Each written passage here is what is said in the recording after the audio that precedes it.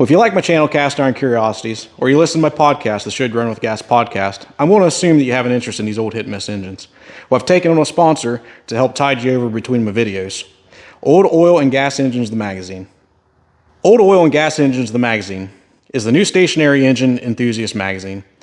It is a bi-monthly, 6-issue-a-year publication featuring wonderful articles from around the globe.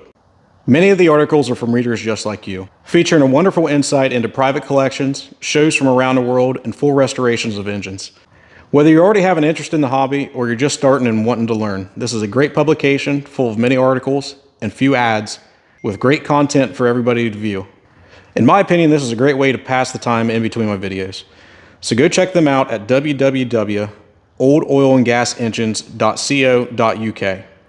That's www.oldoilandgasengines.co.uk.